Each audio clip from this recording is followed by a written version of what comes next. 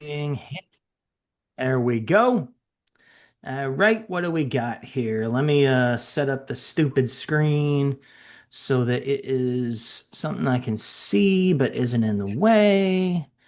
There we go. Yeah, I'm trying to find the. Yeah, script and all that. Well, I got the script up. I'm trying to find the fucking mute button so I can Oh, read this shit and not. oh yeah, I'm, yeah. I'm doing the whole split screen thing. Yeah, your mic button on the Zoom app. Yeah, It should be right on you if you just highlight your profile picture, or there's a bottom toolbar too.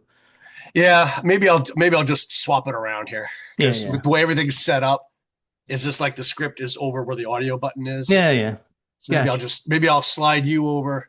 I just have one screen here. Maybe I'll slide you over to one side, and I'll slide this shit over to the other side, and You two screen people, it's overcomplicated. just do Don't shit do like it. that. So now what do I? But now what did I fucking do?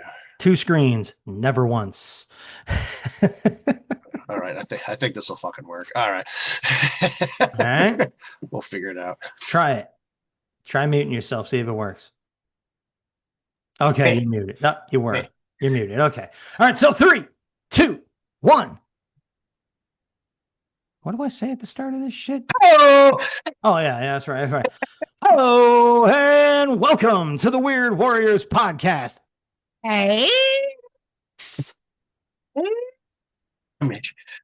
Eh, fuck that shit. Let's start that over. Hello and welcome to the Word Warriors podcast. I'm Max. Mitch.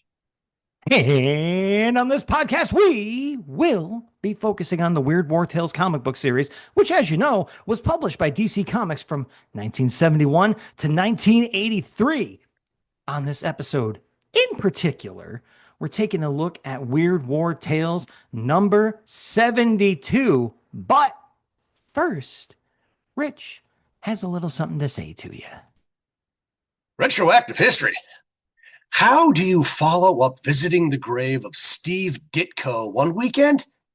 By visiting the grave of Jim Aparo the following weekend. I took a wide detour south after drill in August and went to St. Thomas Cemetery, Southington, Connecticut, to pay my respects. Again, thanks to a photo and find a grave, finding the Aparo marker was simple. Once I got home, I went to find a grave to add a plot number so future comic nerds can maybe stop by on their way home from Boston Comic Con or Terrificon and find him easier, and added his middle name, Nicholas. In so doing, I discovered that his page is maintained by Find a Grave itself, and I was given an opportunity to maintain Jim Aparo's Find a Grave page. Yes, please. Sidebar, I maintain Sam Glansman's page also. Aparo only appeared on the cover of 2 issues of WWT. Check the album. And while I'm at it, I also visited the grave of one H.P. Lovecraft at Swan Point Cemetery in Providence, Rhode Island. I see dead people. And also, the day we recorded this morning, I hopped onto a streaming service and watched Small Soldiers. Yeah, that movie had some serious WTF moments. But I have to add some cast members to the list. Kirsten Dunst, Tommy Lee Jones, Phil Hartman, Clint Walker, and Frank Langella were mentioned in episode 91. But to add to it, Dennis Leary, Robert Picardo from Star Trek Voyager, Christopher Guest, Harry Shearer, Michael McKean, Ernest Borgnine, Sarah Michelle Gellar, and Christine Ricci. Members of the Commandos Elite were voiced by surviving cast members of the 1967 film The Dirty Dozen. And members of the Gorgonites were voiced by cast members of the 1984 film This Is Spinal Tap, which I'm also pretty sure I haven't seen. Pretty sure I'll never watch it again, but another movie I know I'd never have caught if not for this show. Hands of Steel! Moving on. Intel report. Cold Dead War, a 4-issue mini by Heavy Metal Comics in 2021. Script by George C. Romero, son of legendary Night of the Living Dead director George A. Romero. Art by German Ponce. A freak occurrence reanimates an island of freshly killed soldiers near Japan in 1945. Trained to kill enemies of American democracy and freedom, The Cold Dead team continued to carry on their mission 5 years later, even now, long after they'd already given their lives to the cause. Because killing Nazis openly operating in South America is a lot easier if you're already dead. This series is considered a sequel to the short B-17 from the classic 1981 animated film Heavy Metal. Few killjoys in that, by the way. I'll add a link to the video in the album if I remember. Hey, a couple things. You've never seen Spinal Tap? I don't think so, man. I guess I don't find it that hard to believe in. You're not a big heavy metal nerd, but also the artist name for that comic sounds like a Monty Python insult. You German punts. This doesn't sound like a real name. That's all. That's all I gotta say. Okay, bye. Cover detail. Art by Joe Kubert, 40 cents. Weird War Tales is offset to the left in blue on blue. A laughing Nazi concentration camp guard holds a smoking Luger, aiming low. He straddles and towers over a dying prisoner in a striped uniform who is face down and clawing at the dirt. Behind the two men, a huge screaming yellow and orange skull fills the sky and reaches for the guard with clawed hands. A barbed wire fence is off to one side. On the fence is a sign that reads, "Will anyone emerge alive from the death camp?" Cover date, February 1979. Date of release, November 7th, 1978. On Comics Man. Seen on eBay for anywhere between $8 and $295. The deal is on that. Killjoy, you know where I'm going. Nazi armband on the wrong arm. Max, what you got? Okay, so this is a masterful piece of illustration. But other than the skeletal specter in the sky, which is again really well done, it's not all that weird. It doesn't help that the title story copy looks, as you'll probably also mention, like a literal poster that's hung up on the fence in the background. Talk about adding insult to even within the context of the story the cover's telling. Imagine that's a real poster hanging on the wall, right? Okay. Yeah. Okay. So anyway, that leads me back to my initial point. The savage, hateful cruelty of Nazi death camps is not weird, although that does still fit within the purview of the comic book here. You know, war is part of it. It is all too real, and that reality is never as far away as we might think. It's a powerful image, but not really a fitting cover for this series, in my opinion. Vintage Kubert here, folks. He captures the agony of the bald, dying prisoner perfectly. Eyes half closed, mouth open, clawing at the dirt. The line work on the incoming death head is great. This is another cover I'd love to see without the title and all the other sundry crap covering up elements. See WWT 64. The cruel and callous guard is about to get what's coming for him, and I am here for it. Excellent beginning by the master. Moving right on to where we usually go. Max's favorite, the introduction page by another favorite, E.R. Cruz. Synopsis: Skeletal Death wears a German army uniform. He sits on a pile of skulls and bones, holding a flaming earth in his hand. Red smoke boils from it, filling the sky. In the smoke, we see an anthology of combat across the eons. American soldiers from both world wars, French legionnaires, a muscular Aztec warrior killing a conquistador with a sword strike, spacemen blasting away at their targets. Death says... Now, you want me to do the intro paragraph too? Or just what death says? Either way? Either or, doesn't matter. All right. So, on every battlefield since time began, there have been unexplained events, mysterious deaths, and legends adorning these events. And legends, whoa, hang on. And legends aborning these events are quickly forgotten by men who fear them. But the brave remember weird war tales. What is evil?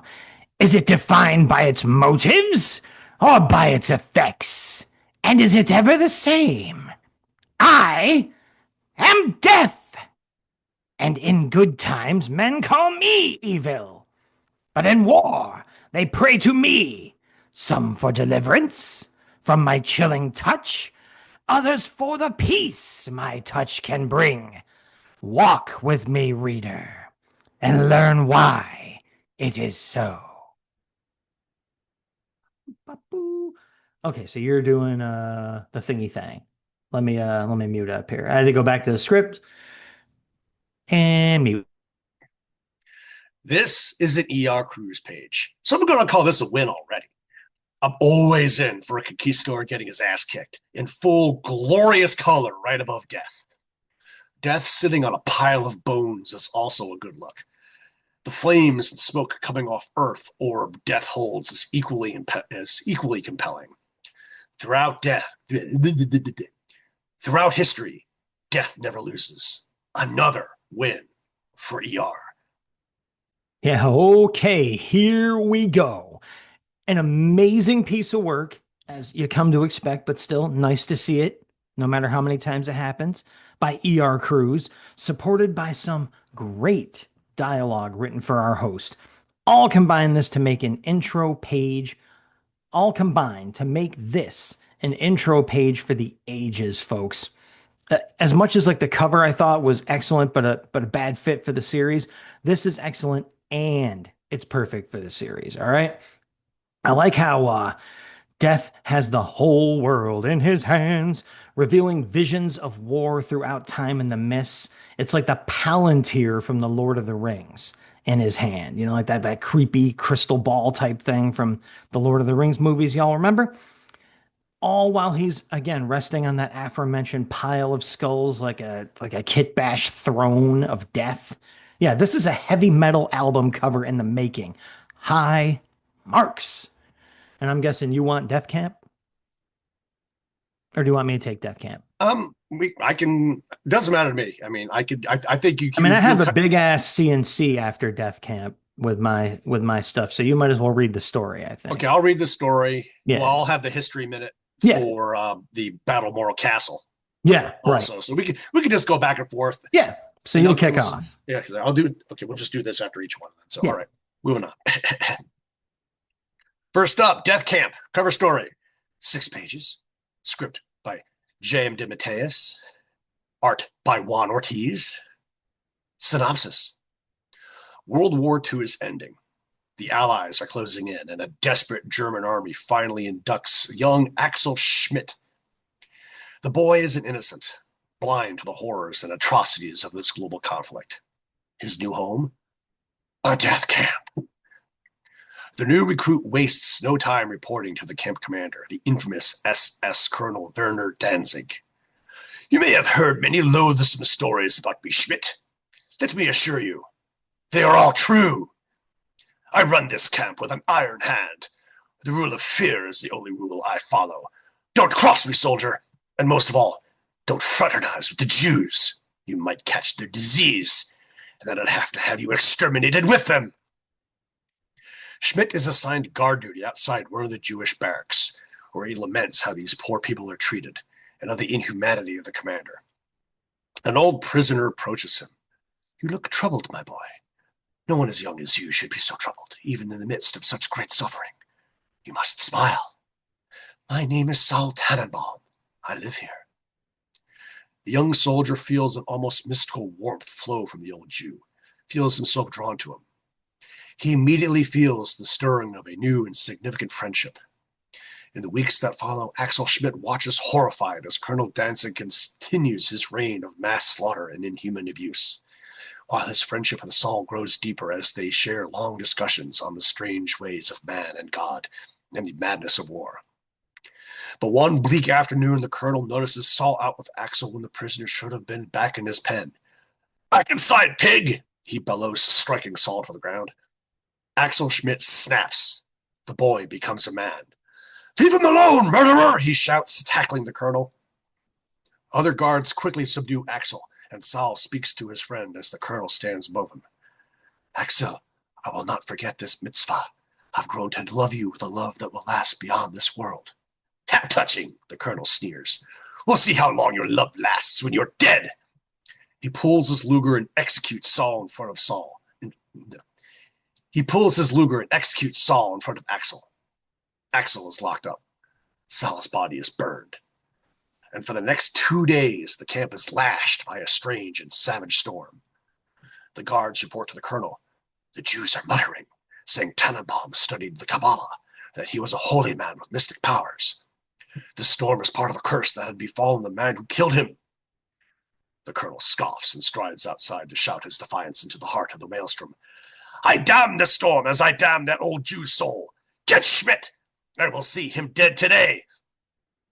Danzig personally has Schmidt put in his car for transport to command headquarters, where the young soldier will be executed for treason. But a bolt of lightning suddenly strikes the moving car and destroys it. The 2 guards with the dazed Schmidt and Danzig are killed. Schmidt staggers to his feet and runs. Danzig pulls his Luger and follows. I'm coming for you, Jew lover! For hours in the wind and rain, the chase continues until finally Danzig wounds Schmidt with a Luger round. The colonel stands above the young German. It appears you are the one that is cursed, not me. I will dance on your corpse, Jew lover. A sudden rifle shot strikes Danzig, killing him. A squad of American soldiers appears in the storm. There's no need to be afraid, son, the sergeant says. We're here to help you. You're lucky. If that old man hadn't told us where you were and that you wanted to surrender to us. He gestures behind him, but the old man is gone. The sergeant's description of the old man is identical to Saul, and Axel weeps as the Americans take him back to their lines. You said your love would last beyond this world. God bless you, old man. Love has a special meaning in the Weird War.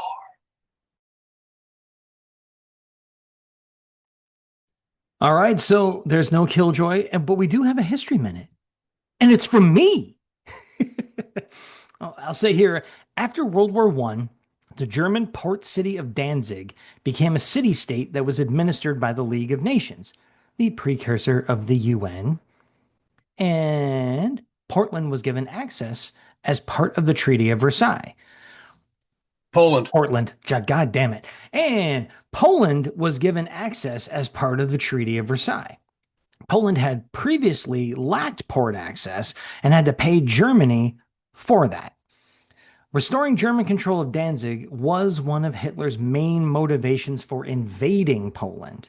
So also, as some of you may be aware, a certain man named Glenn Allen Anzalone is better known as Glenn Danzig, though no one officially knows why he chose that particular stage name. He has never answered that in an interview. But he is a big nerd, and I have no doubt he is aware of World War II history and the importance of this particular city. So it's a Killjoy, it's a history minute from me, so you know it's going to be wrapped up in nerdiness, and then heavy metal's going to get involved. All right? So that's going to carry us into comments and commendations, where I'm going to start off with another kind of history minute, but this time delving into comic book nerdery, where I ask the question that's burning inside all of your minds. Is this story being hosted by the skeletal remains of a Dominator from the Legion of Superheroes series? Actually, it'd be more accurate to ask if it was a Dominator from the Invasion event/miniseries, but that was published long after this issue of WWT. Nevertheless, time travel is a pretty big feature of Legion-related stories, so I'm sure it could all be made to work out somehow. For those who don't know what the heck I'm talking about, the Dominators were an alien race that was first introduced in Adventure Comics number 361, published in 1967. However, the Dominators as they physically appeared in this debut could not have been the full inspiration for this story's skeletal host. Yes, the OG Dominators did all have large white discs on their foreheads that call to mind the ridiculous swastika slapped onto our host's bony, misshapen head. But the shape of that head that I was just now so mean about did not take shape until the 1988 debut of Invasion. We'll have a link to an article about the insane story in Adventure Comics number 361. It is worth reading. It's one of the craziest Legion stories ever told, and that's saying something. And there's going to be a couple of pics in the album comparing the Dominators as they appeared in 67 and how they appeared in 68 or in 88. And I think that gets my point across. And aren't we glad it does? Okay, so all that to make fun of the dumb swas sticker on our host's bony forehead. I'll really take any excuse to bring up the Legion of Superheroes, won't I? Okay, so the skeletal sins don't stop there. Just at the bottom, page one, the host's head is shaped completely differently and looks more like an extremely happy piece of tastelessly labeled Halloween candy than anything else. And he looks different still at the very end of the story. So, my opinion on the host, other than allowing me to go on about the Legion, not great. Man, I am really trying to avoid talking about the actual story, aren't I? Okay, fine. Art wise, this one was pretty much a letdown for me. The panels are mostly drawn as close ups, with no real establishing shots at all, giving the whole thing a cramped, claustrophobic feel, and not in the way that would have helped get the story's message across. It's also generally a sign of an amateur or less confident artist, as close ups don't require you to draw lots of different objects or subjects at a time. Let's see here. Otherwise, the art is competent. Now, for the writing, this story clearly needed more of a page count for JMD to do what he wanted to do with it. In many ways, the story itself is just as cramped as the artwork. JM's penchant for moral conflict surfaces now and then, as seen on page 2, panel 4. But then, on the same page in panel 6, we kind of take Saul into some unfortunate equivalent to the magical Negro trope, into that kind of territory. A painfully clear example of the cramping comes along on page 3, panel 2, where Axel and Saul's supposedly long period of bonding and growing friendship is all crammed into one solitary narrative caption. And just 2 steps away in panel 4, JMD deviates a bit from his usual metaphysically peace-loving take on things by the boy Axel becoming a man by getting violent. That's not a very JMD Mateus moment. He's young yet, though. So ease off on those Manosphere podcasts there, JM, okay? The weird elements of the Storm and Saul's ghost are okay, but even then we are told as much about Saul's spectral shenanigans as we are shown any of them. There's a good story in here, but it just wasn't given the room it needed to breathe. The overall message of love, surviving in the face of war, does, however, add nicely to JMD's largely consistent body of work, though. Another reminder that not all Germans were Nazis. While I like narrator death breaking borders on the first panel of the story, I hate that swastika on his forehead. Page 2, panel 2 captures our evil Colonel Danzig perfectly. Saul is repeatedly referred to as old Jew, but the way he's portrayed in the story, he looks like he could have been as young as in his 30s. I'll use page 2, panel 5 as the example. Probably could have killjoyed that. I think I just did. Page 3, panel 3, the Colonel is a lefty? Just looks awkward and unnatural the way he punches Saul. I like the first 3 storm panels on page 4.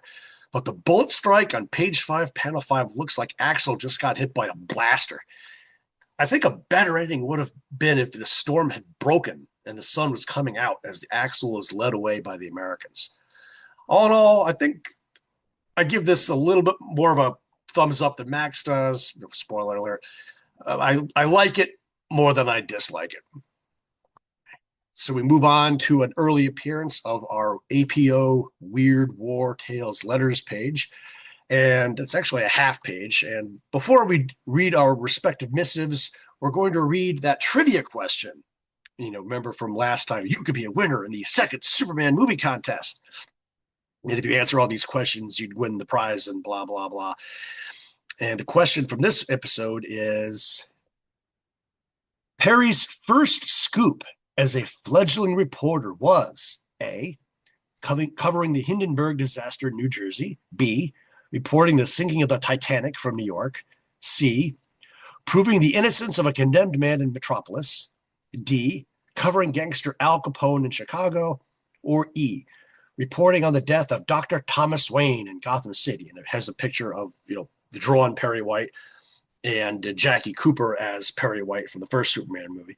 So, yeah, I don't know what the correct answer is. I assume it's certainly not the Titanic and probably not the Hindenburg. But wait, Max, you got any idea? I have no idea, and I refuse to look it up, so we could leave it to the readers. I'm thinking though, these stories were set contemporaneously, supposedly. So if Perry White's supposed to be an older guy in the late 70s, could the Hindenburg be like, could he have been young enough to be a fledgling reporter for the Hindenburg? That could have been, I think, timeline wise possible. If he was supposed to be a man in his 60s in 79, how long ago? Well, me not being the history guy here, when did the Hindenburg happen? 37. 37. So he could have been a young reporter during the It's Hindenburg. yeah, the Titanic was 1912. I can't Right. Like imagine. that's out of reach, even if We, Bob we, Haney we certainly was know which writing. one it wasn't. Yeah. Like unless Bob Haney's writing the story, it can't be the Titanic because Bob does not care about time. It doesn't matter. So I have no idea. But it'll be fun to find out if anybody hears this and wants to leave a little comment Yep. and get closer to winning that Well, contest. one way or another, we'll find out the answer, and it's Yeah. some episode later down the path. Oh And yeah. like, hey, remember we that can time in Weird War Tales number 72? We wanted to yeah. know what Perry White's first story You was. know what? Here's the answer finally. We could make a thing of retroactive historying the answers to these that we didn't look up. Yeah, well, that's kind of what retroactive history Yeah. has historically been for. It's Yeah, like, hey, remember that time in issue 72 that we you did know, blah? by who I mean by we. So I'll mute up. Me.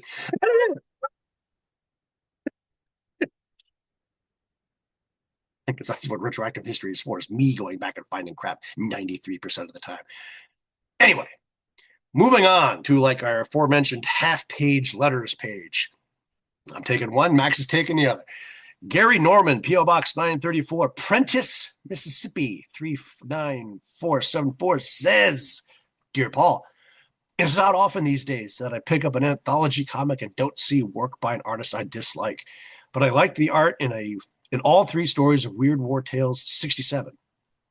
E.R. Cruz was my favorite artist on The Shadow. I liked his work better than Frank Robbins's, but not as much as Mike Kaluta's. I would like to see Cruz do a Batman sometime. Ooh, yeah, that would be really nice. I wonder if he ever actually did. Maybe if Jim Aparo needs relief on Brave and Bold, he'll give ER a try. Is Mark Manhart a pseudonym?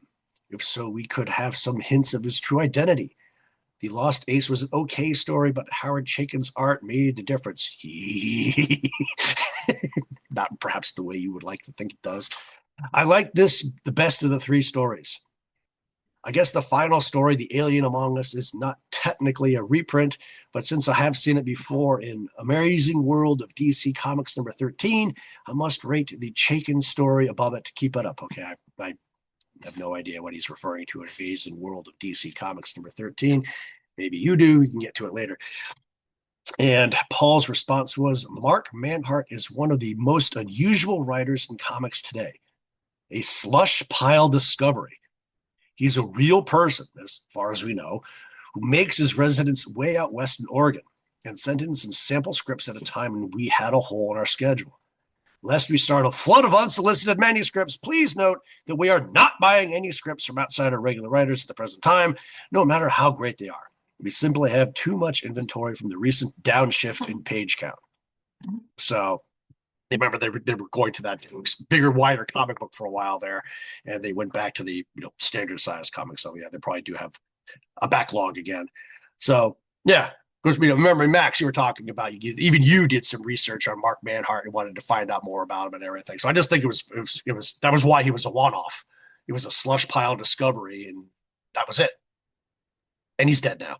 So yeah, and people were kind of used to seeing a certain carousel of names in the comic industry, even at that time.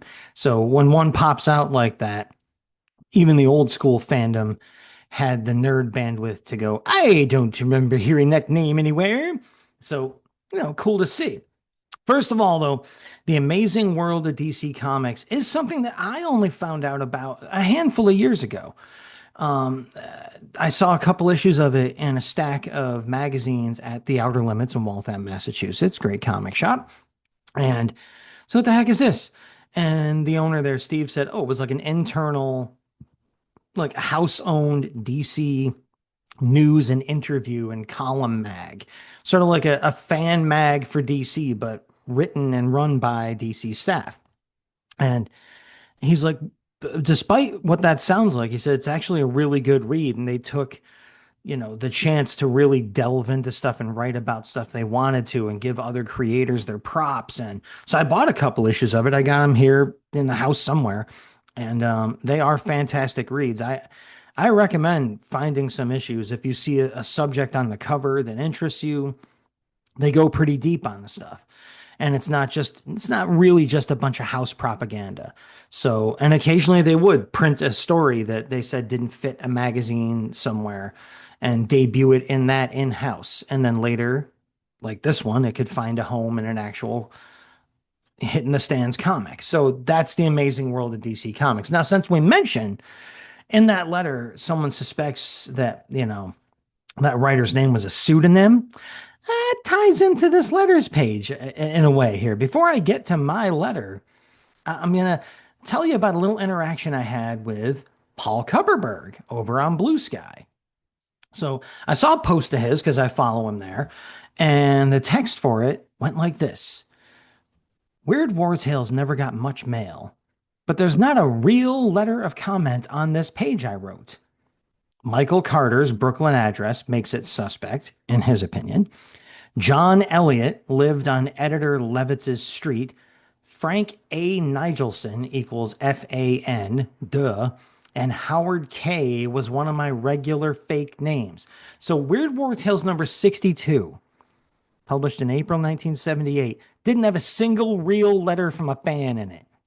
So I wonder which ones we picked as our spotlighted fake letters. So seeing that, I immediately had to ask Paul, because my heart would break if the answer came back the way I was fearing. I asked him if Beppe Sabatini was a real letter writer or they made him up. And dear listeners, I'm here to tell you, you can rest easy. Beppe Sabatini was a real person and well-known letter hack. So there we go. Nothing to fear. And speaking of that, guess who the other letter's from in this issue? I'll hold you in suspense for a bit and start you off with, Dear Paul, it was a very unusual cover on Weird War Tales number 67 this month. It'll be interesting to see if listing Grell and Chaykin will lure in some of the mainstream superhero fans. While I didn't care for the pink, purple, orange, black color scheme, I did like the use of special effects. The first story was really a tired collection of cliches. It would be hard to think of a more typical Weird War story. The art by Cruz only added to this effect. He is so stylized and his texture so uniform that every page he draws looks like every other page. I think, if I'm remembering right, I thought the coloring did that in that story. But anyway, Beppe, a real person, goes on to say, the story also seemed to suffer from a lapse in logic. Why didn't the vampires stake the Germans before they rose from the dead? What does it say here? It was with the second story that the issue began to pick up. Benefiting from the unique art of Chaykin, this story was the best written in the issue, blessed with fairly deep characterization and a feel for authenticity without getting bogged down in the details. Right, Rich? The details? You don't mind those. The partnership of the pilot and his wingman made the story a winner. Only the tired twist ending spoiled a very good script. The third story, of course, I'd seen before in Amazing World of DC Comics. Why did you wait so long to print it here? It was good to see it in color and really surprising to see how much Mike Grell's style has changed. This job was very smooth and well proportioned. All too often these days, his work is scratchy and distorted. I really like some Dwayne, I really like some of Dwayne Adkins' suggestions for the theme issues. With a nice mixture of these and full-lengthers, this comic will be even better. And as I let you know in the middle there, this letter comes from real person Beppe Sabatini, 515 Division Street East, Lansing, Michigan 48823. And the response from Paul Levitz goes like this. Our rapid turnaround format has somewhat upset our plans for theme issues and book lengthers, Beppe, but we hope to be back on track in a couple of issues. Meanwhile, we hope you enjoy the recent artistic treats we've served up out of our inventory, and that you'll be around for next issue's Harris Alcala collaboration as well. Oh, yes, and as to the lapse in logic you found in Jack's story in 67, we can only respond that all the vampires we know have a real phobia of being staked and are consequently reluctant to do it to any other vampire. That's a pretty good rebuttal, in my opinion. So, what do we got here? So there we go. That ends our APO Weird War Tales, which, you know, it was a huge sigh of relief for me that it revealed that we weren't spotlighting a favorite letter hack that ended up being a pseudonym created by the staff at DC because they weren't getting any letters for this title. So, having gotten past that, we can go on to the next story in this issue, which, hey, is only 2 pages long, so you shouldn't have to listen to me for too long about it. It's called The Battle of Morro Castle. It's, like I said, 2 pages long. Script is by David Michelinie. Art by last timer Walt Simonson. Historical consulting by Roy Simonson, who I don't know if he's any relation or what. So the synopsis for this little brief interlude goes like this. It's April 1917. A German merchant ship anchored in San Juan Harbor receives a hastily sent message informing it that the United States and the German fatherland are now at war. Puerto Rico is occupied by the United States, and the captain decides to weigh anchor and make a run for it before the port authorities realize what's happening. Too late. A single shot from Morro Castle blows a fountain of water next to her bow. A call comes down from the ramparts. Ahoy! Our guns are trained on your bow. You will heave about and return immediately or be blown out of the water. The German captain can see the inevitable and obeys the command. Sometime later, the captured German officers are escorted by the American commander to the spot where the shot had been fired at their vessel. Morro Castle was begun way back in 1510. There's a lot of history inside these walls. Take the armament, for instance. The cannon we fired at your ship, the only one pointed in that direction, by the way, was Spanish-American War issue. In fact, it was so rusty that the recoil shattered its stand when we fired it. If you had kept on running, we couldn't have fired a second shot if we had to. Ain't history amazing? Well, is it, Rich? Oh, wow. Killjoy was here, history minute, because he knew this was coming. At 11 o'clock on August 1st, 1914, with the First World War imminent, the Hamburg America line announced the suspension of its services. Germany ordered its merchant ships to take refuge in the nearest German or neutral port. The Odenwald took refuge in San Juan, Puerto Rico. In March 1915, the Odenwald took on 1,800 tons of coal and a large amount of provisions. The United States Customs Service responded by having a customs officer aboard her continually to report in her movements. Her master requested permission to leave port, but the collector of customs refused, claiming that he needed permission from Washington, D.C. According to one report, the collector withheld permission for 3 days. Earlier in the war, the United States had proclaimed its neutrality, stating the president is authorized and empowered to direct the collectors of customs under the jurisdiction of the United States to withhold clearance of any vessel, American or foreign, which he has reasonable cause to believe is to be about to carry arms, ammunition, men, or supplies to any warship or tender or supply ship of a belligerent nation in violation of the obligations of the United States as a neutral nation.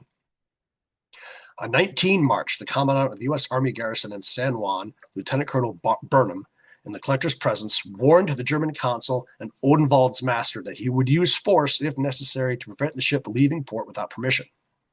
On 20 March, Odenwald prepared to leave port. Odenwald had deployed Germans in fishing boats, pretending to be night fishing, to mark the channel out of the harbor to enable the ship to leave port without a pilot. At 14:50 hours on 21 March, Odenwald again started preparing to leave port. Federal officers telephoned the garrison at Castillo San Felipe del Moro, Moro Castle. 1455, Lieutenant Teofilo Marxwalk, I know I slaughtered that, ordered the Moros' guns to open fire. These are considered the first shots the United States fired in World War I. Accounts differ as to how many guns were fired, the caliber of the guns, or how many shots they fired. Puerto Rican and U.S. sources at the time insisted they were warning shots. Germany at the time insisted that the Moro tried to hit Odenwald without first firing warning shots. Odenwald hove to and dropped anchor. The chief customs officer and pilot boarded the ship. The chief customs officer ordered her back to port, and by 1645 she was returned to port under the pilot's command. 2 customs officers were aboard Odenwald, and a picket of soldiers was embarked on the buoy tender Ivy, which was deployed as a guard ship to watch over her. Soldiers cannot be put aboard Odenwald as she was a merchant ship. On February 1st, 1917, the Imperial German Navy resumed unrestricted submarine warfare. On February 3rd, Josephus Daniels, United States Secretary of the Navy, ordered the internment of all German and Austro-Hungarian ships in U.S.-controlled ports, including Odenwald and San Juan. On April 6, 1917, the U.S. declared war on Germany, and at the same time seized 91 German ships in its ports, including Odenwald. On 14 May, the U.S. Navy took over Odenwald under Executive Order 2619A, and on July 14th, she was commissioned into the Navy as USS Newport News, with the hull classification AK-3. She made transatlantic round trips to Europe throughout the war. So the cute story about a Spanish-American War era gun is apparently bunk, and the story didn't take place when the U.S. entered World War I.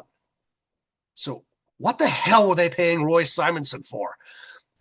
Also, a Spanish-American War era gun in 1917 is only about 20 years old.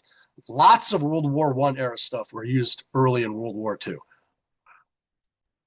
Other than that, they did a great job. Maybe Roy Simonson was Walt's brother and just wanted to throw him some cash.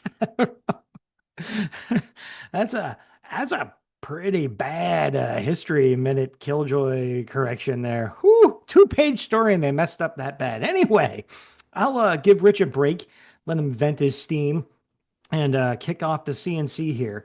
And I'll start on a positive.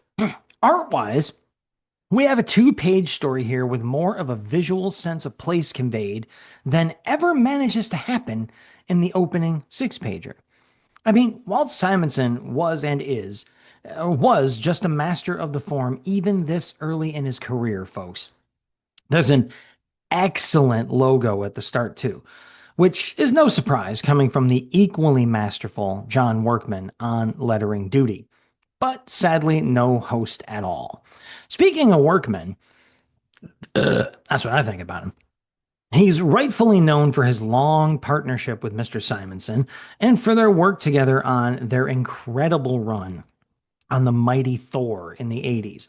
But many people, even me, often forget that Workman also lettered the entire run of the Grant Morrison and later Rachel Pollack written Doom Patrol series. All of it. All that is John Workman. And that, if you go back and look at it, it's so obvious that it's his work. It's just the art accompanying it and the stories were so much weirder than what you're used to seeing his work next to. But an incredible guy whose name does not get mentioned enough, I feel. All right, getting back to this piece of work, however, the story, even without all that stuff I didn't know, that Rich just buried this story under, has an odd tone. Kind of a Hogan's Heroes-ish vibe. Like you could hear a sad trombone playing over the reveal of the broken cannon at the end.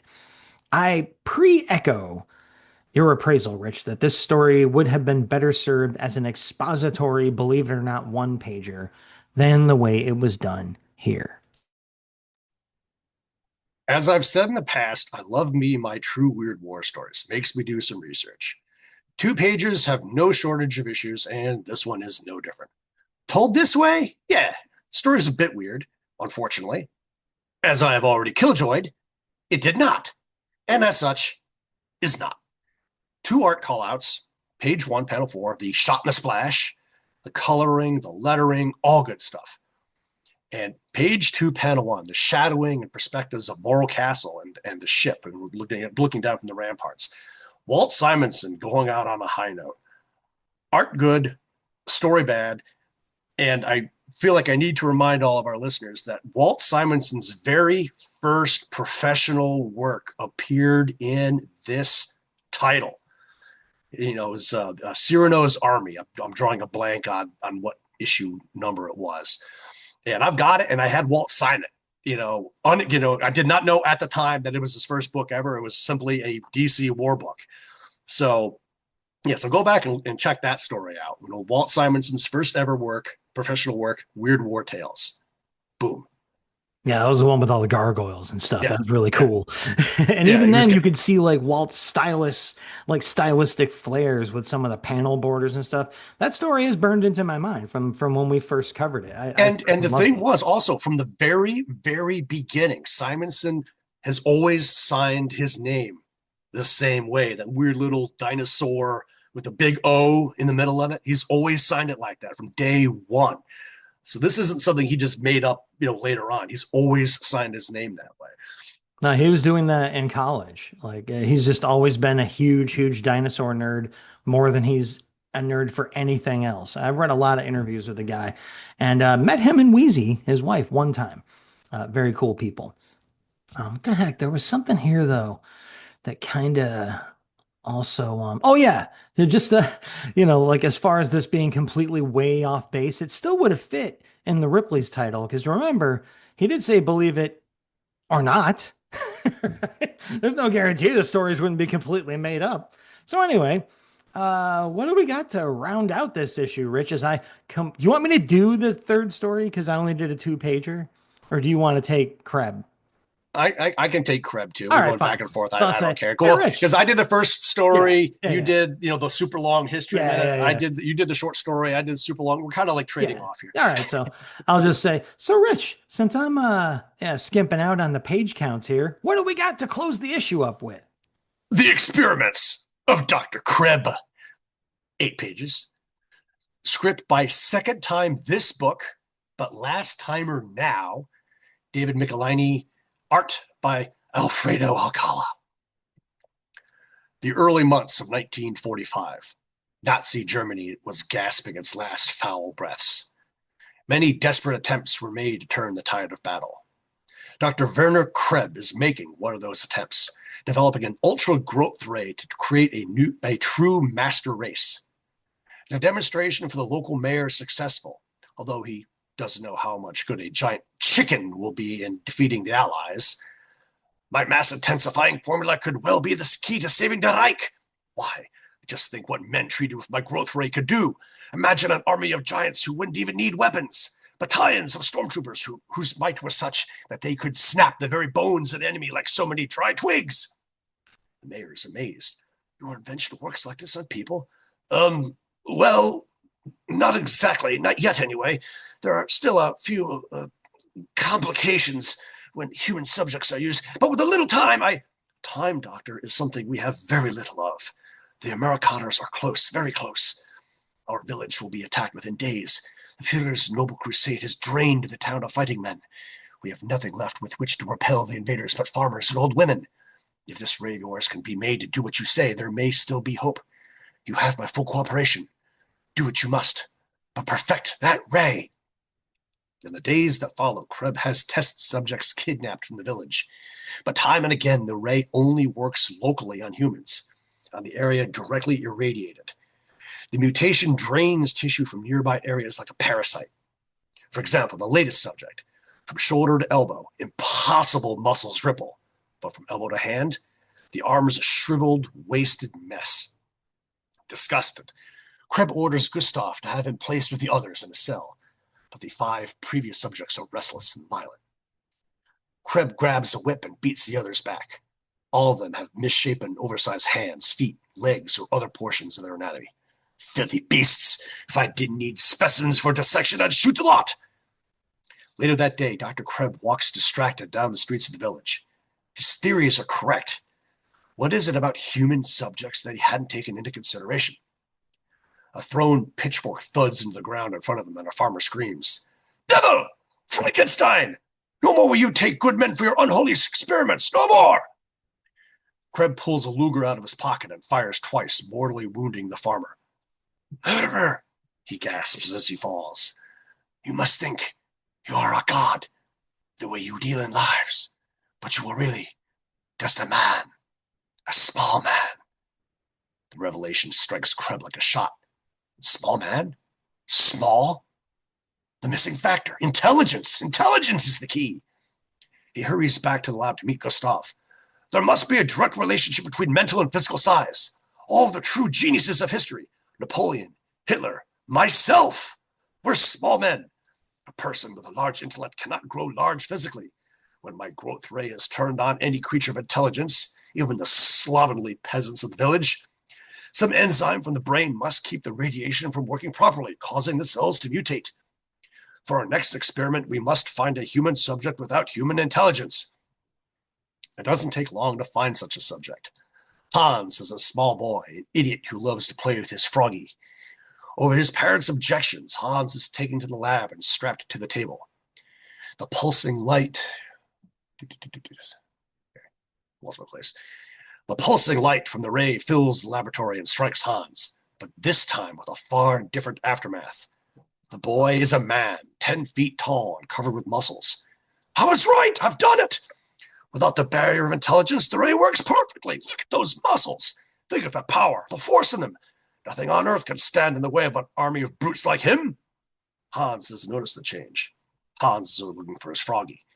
Gustav hands the frog to Hans, then hurries off to tell the mayor as Krebs sits down to document his accomplishment.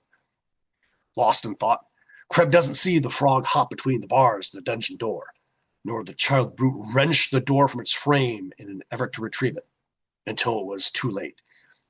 The previous subjects charge from the cell and seize Dr. Krebs. No, no, let me go, he cries. Yes, Dr. Krebs, one of them replies. We will let you go, after we have conducted a little experiment of our own. We've grown tired of hearing about your big brain. We've decided to fix it so you'll never have to brag about it again. Krebs is strapped to the table, and the ray fired at his forehead. Later that day, Allied troops entered the village of Lubdal and faced no resistance. But in the dungeon of one of the village buildings, they find something that would haunt their nightmares for years after the conflict ended. A huge naked child brute playing with a frog, sitting next to the corpse of a small German man with a massively mutated skull. Killjoy, coloring hijinks, page 2, panel 1, for example, of the black on black swastika banner in the background. Now, I've pointed these out before. That's a bad look. I really, really like that look, but hey, historically, not accurate. CNC, the best part about an Alfredo Alcala story is the amazing narrator one-eyed death he always provides on page 1. Page 3, panel 3, we have the grisly after effect on a too smart human. Page 4, panel 3, the hand reaching through the bars at Krebs kind of looks like a Mr. Fantastic effect.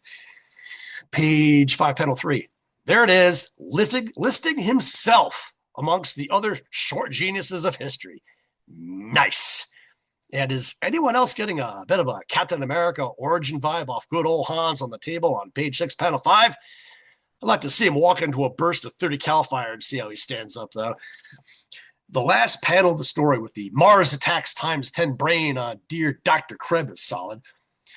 I didn't mention this before, but he's wearing an Iron Cross on his coat. I would suspect he's a World War I veteran. I have a weird vibe. This one was a page or two too long, but I don't know where I'd make the cuts. This was a pretty good effort all the way around, though. Oh, yeah. So, as one would expect, given the creators lineup here, we are treated to the aforementioned pieces of amazing work on the story's host and logo design. And that's accompanied by some stellar coloring and lighting in the opening splash panel. Alcala struts his best stuff all throughout this story, showing off lush but controlled rendering, a variety of body types and facial structures, even before we get to the mutations on display. Great page layouts, panel designs, and clear storytelling. that is also dynamic and interesting. He's easily one of the best artists in comics, not just in our beloved Weird War Tales series, people. As for the story, it is damn near equally excellent. Sure, a bit of my enjoyment might have come from hearing the exclamation, "Giant chickens!" in Sir John Cleese's voice, but hey, still counts. One nitpick I have before I go too far down, before I go too far down Gushing Gully River here, is that the angular style used for the word balloons in this story is not my favorite. Such things should be reserved for monstrous voices, like Swamp Thing's attempts at vocalization and so forth, I feel. Page four has two quieter standout moments for me, almost lost in all the body horror and gruesome action. Panel four's villager tossing a pitchfork at Kreb while shouting, "Devil Frankenstein!" made me imagine a character called Devil Frankenstein that could perhaps take vengeance upon Etrigan the demon in the name of Baron von Evilstein, a real character that appeared in the Demon series. And the very next panel showing Krebs' incredibly casual but no less fatal response to that pitchfork attack does a lot of character work in the quiet but not quiet moment. It's just stunning. You see so much about Krebs there with just how nonchalantly he's blasting that guy to Kingdom Come. Just it's perfect. Page five, panel three gives us a very twisted reinterpretation of the Napoleonic complex in Hitler's Germany, as we mentioned. Oh, all short people are geniuses like me, and all the geniuses are short people, and all that. Ugh, just a window into something that, again, these days hits a little close to home. It's like I thought we were done listening to stuff like this, but I guess not. And in panel six, we get to hover our hands over the old comics man Bell as poor Hans's father tries to save his boy by calling him an idiot. Oh well. After Hans's transformation, we get an example of what I call the Austin Powers effect in panel five, preserving Hans's dignity and perhaps our own. Then on page seven, panel four, something that was tickling the back of my cavernous skull all this time is made undeniably obvious. Dr. Krebs is definitely modeled after classic actor Victor Bono, who, among other less important roles, played King Tut on the Adam West led Batman TV series of the late 60s. Check it out. Photo reference was definitely used here. Okay. The finale is, as Rich mentioned, excellent. The whole page, too, not just the stunningly grotesque final panel. Lots of changes in perspective that carry you through the story as Alcala just seems to know how to do this in his bones. And let's not overlook the second panel's absolutely great shot of Kreb as his own beam begins to irradiate his brain. That thing would make a great little sticker. Just take that panel and you could put it on the back of your laptop or something. It's just all by itself. Looks freaking great. This, folks, is how a Weird War Tales story is done. So, as has become regular in recent issues, we're moving on to the Hembeck strip. Quick little, I'm paging to it, man. Why don't I page to these things ahead of time? We may never know. Do do do do do do. Going back through the Krebs story. So they're usually like four panels, right? Yeah, so it's a little four panel strip. And this one starts off with some shirtless dude with a very iconic looking mustache and beard combo. And he says, "Hi, I'm Travis Morgan, the warlord." And then, boom, another guy pops in. And his hair is blonde as opposed to the completely white hair of the first guy. But otherwise, it's exactly the same. He says, "I'm Oliver Queen, alias Green Arrow." The silent panel while the two guys kind of give each other the side eye. And then Travis Morgan looks out at the camera and says, "Only our colorist knows for sure." So I'll start off first here with a little bit of background slash foreground on this. The joke here, the first joke here, and Rich will handle the second joke, is that yes, Oliver Queen in his current incarnation, the Green Arrow, looks a lot like Mike Grell's pet character, Travis Morgan, from the Lost World of the Warlord series, which I freaking love, people. I love that series. So, but it is true. Grell just got lazy and like the stylized mustache and beard that Grell kind of had himself at the time appears exactly on both characters because Grell was also in charge of the Green Arrow series, or at least was drawing the Green Arrow at the time and made him look like that. Where previous to Grell taking over, Green Arrow was completely clean shaven, just looked like another superhero dude, you know? So later on, in 1989 to 1990, there was another Green Arrow series that Mike did write and draw. And it's Green Arrow Volume 2. And in issues 27 and 28, some strange man is wandering around the city, and he looks a lot like Oliver Queen, who by this point doesn't even have a secret identity. And he's just getting attacked. Long story short, he's getting attacked by all these people who want vengeance on Green Arrow. And he is kicking ass but he's really having a hard time of it. And finally, he bursts in on Green Arrow and basically yells at him for, I'm trying to keep a low profile here. Why are you getting me attacked all the time? The two of them team up. They laugh about it. And Morgan goes off back to Skartaris, back to the lost world of the warlord. And it was basically just 2 issues of Grell drawing action scenes and a little yuck yuck joke about this very thing where he kind of lazily made these two look exactly alike. But 2 issues of that Green Arrow series that I could stand because a lot of people love that Mike Grell Green Arrow series, but I didn't. It was like, let's make Green Arrow super gritty and let's have Black Canary be sexually assaulted and he only uses pointed arrows and he's a super violent guy. And I was just like, yeah, I don't like this at all. And I still don't. I still don't think that's how you use Green Arrow. If you got Green Arrow and he's not using silly boxing glove arrows and stuff, then what are you embarrassed about? Anyway, that's the first joke. Rich, what's up with the second and more overt joke in this strip?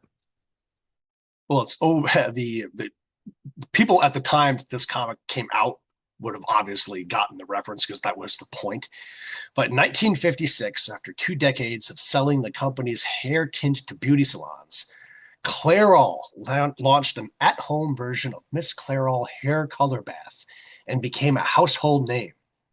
The successful advertising campaign used to promote the new version of the product. Let me start that over again. The successful advertising campaign used to promote the new version of the product used the catchphrase, "Does she, doesn't she?" Only her hairdresser knows for sure.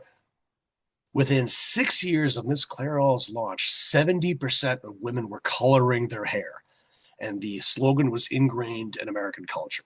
So, yeah, that was the reach that Henbeck was going for, with the whole, only the colorist knows for sure. But yeah, that's and even I caught that reference, so I'm like, okay, I got to do a little bit of a History Minute deep dive on a Henbeck strip, which is what, like 2 out of 3. Yeah, I always find something to either inflate or over explain, but here, yeah, even that tickled the back of my brain too, like that was from an old commercial, but I couldn't remember exactly which one. So when I saw you went and did the dive on it, I'm like, okay, all right. So look it up on YouTube, kids. I'm sure it's out there. One of many. So that's Hembeck, and staying on the same page but a different section of our show, we're going to move on to our spotlighted ads for this issue. And as I often do, people, I picked this very page, the Daily Planet Extra DC News insert, but I picked it for a pretty cool reason this time around. So the headline story has a great illustration, which I'm pretty sure is by Jose Luis Garcia Lopez, of Superman bursting in to a room, knocking the door down, and there's a woman lying on the floor and another woman reaching out to him. I don't know if there's been a gas leak or what, but she doesn't look like she's doing too well either. And it says Lois Lane dead. It just sounds insane. I've never read this issue, but it's worth reading the little plot synopsis for it. It says Superman trapped in future nightmare. Metropolis 19 question mark. Lois Lane dead. Superman married to Lana Lang, so it seems, but Superman can't remember how he got to this eerie future life from his native 1978. What's behind it all? Can you solve the incredible mystery of Superman's secret afterlife? Don't miss this amazing space and time adventure of The Man of Steel by Cary Bates, Kurt Swan, and Frank Chiramonte in Batman Action Comics number 492, on sale this week of November 27th. That does just it sounds like one of those imaginary stories, but just all the details of it, I want to read that. So the real reason I picked this one though is in the awesome Ask the Answer Man column, which, as we know, the Answer Man was really Bob Rozakis. There's a question that I stumbled onto here, and let me relocate it again. God, they hide the person's name in the small print here. Let me zoom in. My eyes are getting too old for this shit. Dun, dun, dun, dun, dun, dun, dun, dun, dun, dun, dun. Where's the fucking Chuck Miller question? Okay, here it is. There's a question that says, any way I can get copies of the Green Lantern Green Arrow paperbacks printed a few years back? From Chuck Miller. And the answer from Bob Rozakis says, not from us. Try a used book dealer. Now, something, again, I was like, could this be? Now, I know a guy named Chuck Miller on Facebook. I first got to know him because I read some of his books. Chuck Miller is an independent author, and he's done this series called The Black Centipede, which is really awesome. And he's also written some Kolchak novels, one of which I read recently, Kolchak, the Night Stalker versus the Ripper. Great stuff. Like, love. He's an awesome pulpy, action-oriented writer, and he's pretty good at horror too. And this was around the right time. Chuck's a bit older than me, so I figured it was about the right time for him to be writing into DC Comics, asking them questions. And Chuck also has a ton of Silver Age books in his collection that I think are from the time he was growing up. So I figured, good chance, you know? I sent Chuck a Facebook message with this little screenshot of this Q&A, and I said, "This you?" And he said that it was. So, and he said to let Bob Rozakis know that he did eventually find those exact paperbacks he was looking for. Because unlike today, guys, not every comic book is constantly reprinted in really nice collections, and you can just go get them wherever you want at Barnes and Noble. Like, they hardly ever collected runs of comics back then. And when they did, it was usually some other publishing company doing it for DC or Marvel with a very limited run. So Chuck was like, hey, where can I find those? Because he missed out on them in his local area at the time. But he did eventually track them down. And I actually know the guy who wrote this question in. So that's got to be my spotlighted ad for the issue. And a long one at that. Yeah, this one was hard. Too many ads I'd already selected or were close enough to ones I'd already selected, or ads that didn't talk to me at all. Finally pulled the trigger on the Lego ad on the back cover. Move it, steer it, shift it, build it. New Lego Expert Builder Series. They're here. The most challenging, most exciting building sets ever. Unlike any Lego sets you've ever seen before. Pistons, gear wheels, universal joints that really work. Special moving pieces that you make every model you build more realistic and even more fun. There are 4 sets to choose from. Auto chassis, go-kart, farm tractor, and skycopter, plus a motor and a parts pack. Each set comes with special building instructions and directions for rebuilding other designs. Don't miss out. These 4 new supersets are waiting for you. Now show your friends what an expert builder you are. There's a picture of the box auto chassis that comes in and a close-up of the assembled kit under it with a smaller picture of the 4 assembled kits in the bottom of the page. Piston, motion, turns crankshaft, 2-speed transmission, shock absorber, crown, gear, turns rear axle, universal joint, for soft tread, rubber tires, bracket pinion steering system, and blah, blah, blah, blah, blah. For 1978, this is pretty badass. But of course, as you and I all know, the crap that's out there today by Lego would put this to shame. Still, Legos are cool. Yeah, that would have required way too much. I remember seeing that ad, of course, as a kid, but that stuff would require way too much effort for me. I'm like, that sounds complicated. No thanks.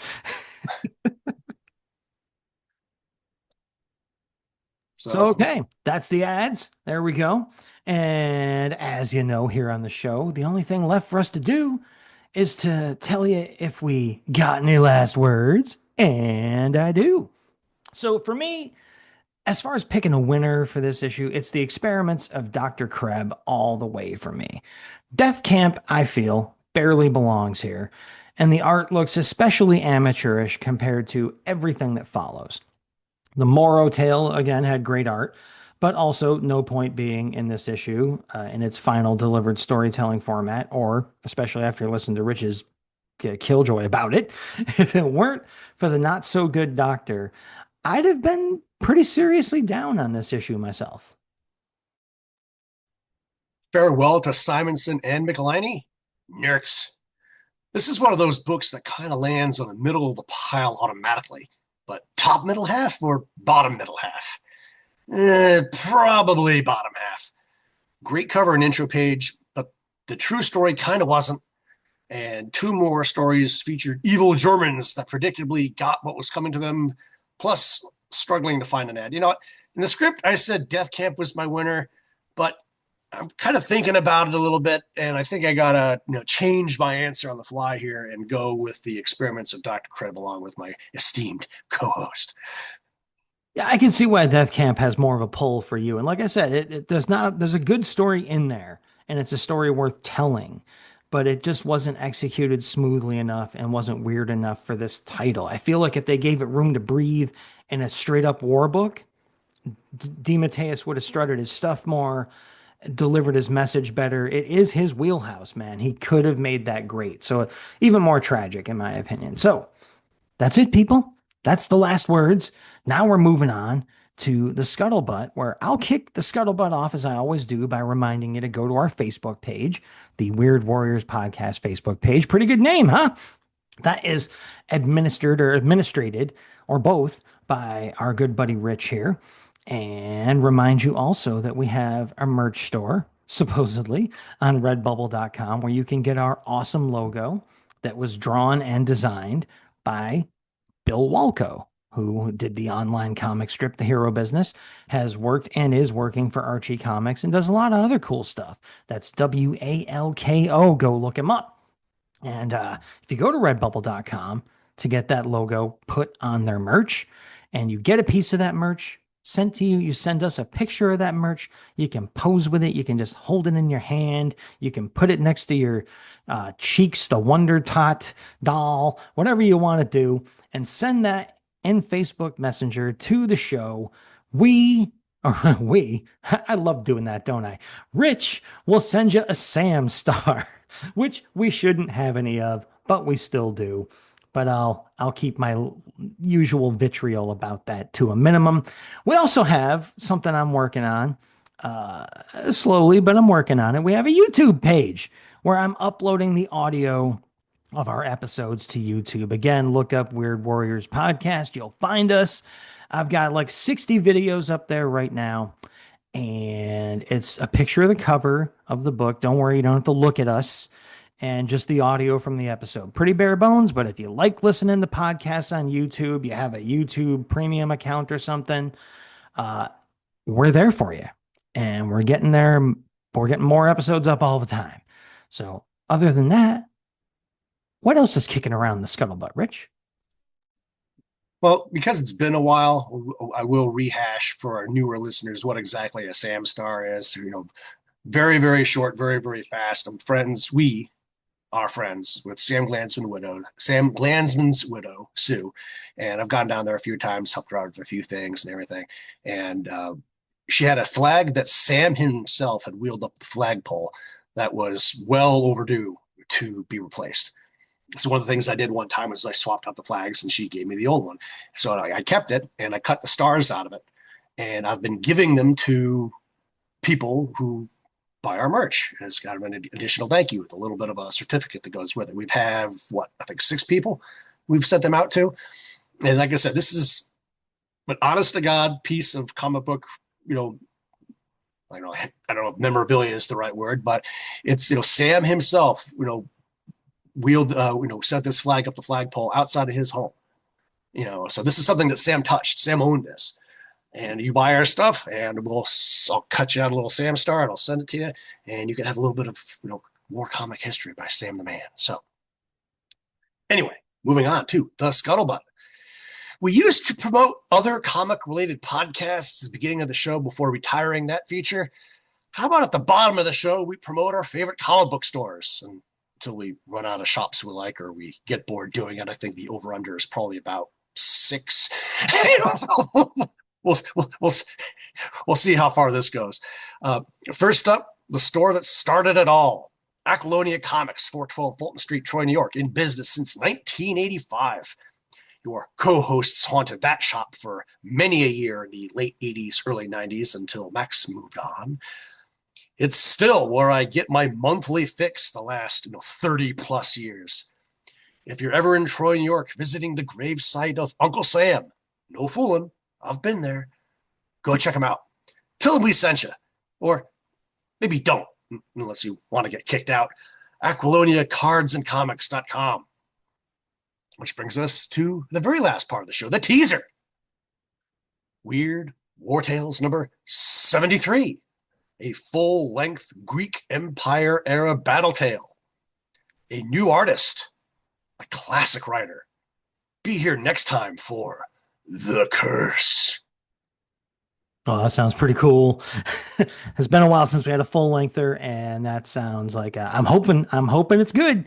We'll find out. Yeah, and as far as Aquilonia goes, hey, the new guy doesn't know who I am. You'd have to run down Joe, the original guy, to use my name and get kicked out. That new guy, he has no idea who I am or how many times I lost my keys in the store or anything like that. Shut up.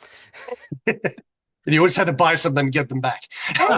Yeah, but man, dude, I remember what he let me buy that time. I wish I still had it. I lost it in one of my many moves. He gave me a super awesome deal on the Fighting American hardcover by Simon and Kirby, like the stuff they did after Captain America. It was kind of like a satirical take on the Red Scare comics. And I loved that freaking hardcover, but it's gone. I really should repurchase it at some point if it's still out there. But hey, people, that's the scuttlebutt. That's the teaser for the next episode. That's everything you need from us. And who are we? Well, I'm Max. He's Rich. We're the Batlin Bros. We're the Weird Warriors. This is the Weird Warriors podcast. And that's a podcast on which Rich and I promise to make war No more. Hit the stop button.